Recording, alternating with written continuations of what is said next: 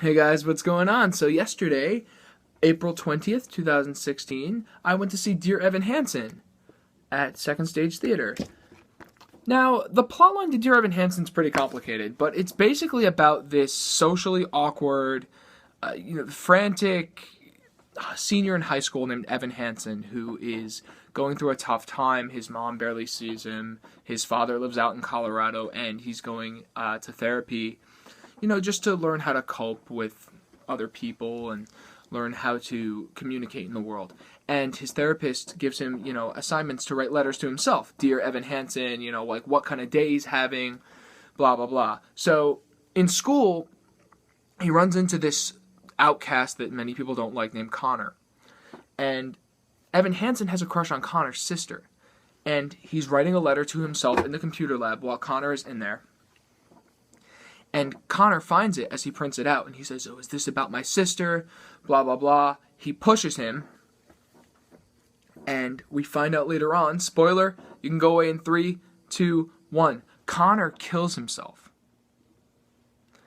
And Connor's parents find the note that Evan Hansen wrote to himself inside Connor's pocket, assuming that Evan Hansen was Connor's only friend and only hope for not killing himself. And he goes on with this. He plays along with this big lie, and the entire show is Evan Hansen's rise and fall through this lie. And I'm not going to ruin the rest because it is absolutely chilling. I did not expect to like this musical at all.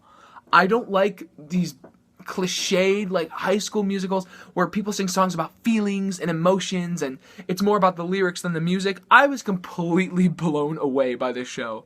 So that's basically the plot. And there is much more to the story, but there's so much to explain. This video will probably be about a half an hour. I actually I've struggled to tell the story, so hopefully I did a good job. Alright, so let's talk about the cast. So Evan Hansen, our awkward senior in high school, was wonderfully played by Ben Platt. Ben Platt has just such an awkward stance, and he does movements with his hands that are funny, and he is perfect. He's absolutely perfect. His range is beautiful. He's uncomfortable. He talks really fast. There's a monologue at the beginning of the show, and I'm thinking to myself, how did they write this down? This is the exact words of the nervous wreck of a teenager who doesn't know what to do with himself. And I just thought Ben Platt nailed it. He just nipped it in the bud. He was absolutely wonderful. There's a scene towards the end where he just makes the entire audience cry because he is losing it on stage, and he is absolutely phenomenal, absolutely wonderful. His mother, who is never around, she's a nurse's assistant. Her name is Heidi. She's played by Rachel Bay Jones. I adore Rachel Bay Jones. I loved her in Pippin. I saw her in Pippin 3 times, and this performance is quite wonderful as well. Shows more of the dramatic side that she has, and it goes to show you that she is a very versatile actress and a singer as well. She's wonderful. She usually nails those indie songs that are, about more emotional things. I guess I'll Miss the Man from Pippin was kind of an emotional song, and she does a really good job with those little guitar ballads, and she had one in this too towards the end of the show, and she was wonderful. Connor, who kills himself, was played by Mike Feist, and Mike Feist does a really fine job. You think, he's just a newsie, he just dances and everything. People, know him from Newsies. That, he's probably not that great of an actor, but he is fantastic in this role. And, the part, it is more of an acting role than it is a singing part, but, he would come out on stage and be Evan's conscience, and he'd be like, you're going to have to make up your mind. You're going to have to understand that this is what you're dealing with. You told this lie, and now it's up to you to fix it. And he did a fantastic job. Let's talk about the parents. So Cynthia and Larry Murphy were played by John Dossett and Jennifer Laura Thompson. Excellent acting performances. John Dossett is the honest dad. He's really, really great. He had a song in the second act I wasn't a huge fan of, and that's not his fault. I just wasn't a fan of the song. And Cynthia was played by Jennifer Laura Thompson. Loved her performance as well. She had to cry on stage at least 6 or 7 times, and she successfully did it. She was wonderful. Then we have the smart ass named Jared, who was played by Will Rowland. Oh my God, I love this guy. He reminded me of one of my professors in college, and he was just hysterical. He was completely nerdy. He was just on Evan's ass every time he made a mistake. They would do these scenes where they'd be standing in like these little squares on stage, and they would act as if they were DMing each other on either Facebook or Instagram, and it was just so funny how like they would speak as if they were DMing each other rather than just, regularly. The communication was just hysterical. I loved it. And then we have Zoe, our love interest, Zoe Murphy, the sister of Connor. She was played by Laura Dreyfus. Really liked her a lot. Loved her voice. I thought there was this number in the first act that she and the parents sing. It's called Requiem or No Requiem. Oh my God, like I had chills up and down like my spine. It was just incredible. And she's a wonderful actress too.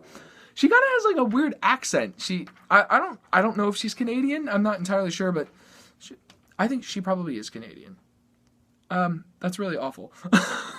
I'm sorry, but she kind of like I noticed she kind of talked like, well, are we going out? Like, and I was like, oh, is she Canadian? That's kind of cute. I like that. She was wonderful though. I really thought she was great. And then, finally, we have Alana Beck, who was played by Crystal Lloyd. I love her. She was really funny. The character got a little annoying, and I think it's meant to be annoying because she's trying to run this thing called the Connor Project, which is like a suicide awareness project throughout high schoolers. And I thought she did a good job. I mean, I think the role was supposed to be a little obnoxious, and she did it successfully. All right, so the book. The lines are, they're raunchy, they're funny. When the moments got emotional, it had a really fair balance of comical and emotional, and it was great. It was great. Not too many memorable lines, but I thought it flowed really nicely. So let's talk about the score. Pasek and Paul, I really like them a lot. I have my ups and downs with them. There were certain songs on the show. That was the chair. I did not fart. The songs in the show, I feel like, all right, they're really great. I was blown away by a lot of these songs. So let's break this apart. All right, so the first song, Anybody Have a Map, is the opening. It's basically about parents trying to relate to their kids. Really great. Waving Through a Window, beautiful, beautiful, beautiful song. If you have ever felt alone or like an outsider, you can relate to this. I almost shed a few tears. Sincerely Me is just, oh my God. Or I forgot For Forever is a beautiful song. Sincerely Me is like this big uppity number where they're making these fake emails as Connor to Evan Hansen. And it's as if he's in the same room as them. And it's just excellent. The No Requiem is beautiful. If I Could Tell Her is beautiful. Disappear is great. All the songs in the first act I thought were solid. Then some of the songs in the second act, they got too into the emotion and not enough into where the melodies of the songs were going. The Good For You was okay. Only Us was okay. To Break in a Glove, that's the song where the father is talking about how Connor never wanted to play baseball with him like a real dad and son would do. Words Fail is beautifully performed. I don't think it's a great song, but I think it was beautifully performed by Ben Platt, and it brought me to tears. So Big, So Small is a gorgeous song, and then they sing that For Forever song at the end, which is basically about the memories that Connor had when he was younger. It was absolutely beautiful. So most of the score, excellent. There were a couple songs where they focused a little too much on the emotion and not enough on, just getting the message across and singing a beautiful song. Because Pasek and Paul are really great. They're really good. I have my ups and downs with them, but I think they're, I love A Christmas Story. Dogfight's great. Edges, I can do with or without it. The scenic design was really unique. Very futuristic looking. David Corrins is up there. He is everywhere, and I love his designs. Hamilton. He did Annie, I remember. He did Misery as well. Motown, and now this, he's wonderful. He's absolutely amazing. The sound was perfect too, and the orchestrations, you got the full vibe. The theater is really, really nice. It's very small, but it's really nice, and there's windows that open up, and they close the curtain as before the show starts, which is really nice. It makes it a little more lifelike. Yeah, I didn't see like too many flaws in the show besides like the overthinking emotion in songs rather than, getting through the song and just portraying the message. Overall, I hope it comes to Broadway. I really thought it was phenomenal. Surprise of the season, because I don't like these kind of shows generally, but Dear Evan Hansen had me. I was hooked. Absolutely loved it. Please go see it. Don't take your kids. It's not for kids. But Dear Evan Hansen was absolutely wonderful. Ben Platt shines on that stage. The score is great. The book is funny and clever, and, it really captures an outsider perfectly. So, Dear Evan Hansen at second stage. It's there till, I think, May 22nd. Enjoy, guys.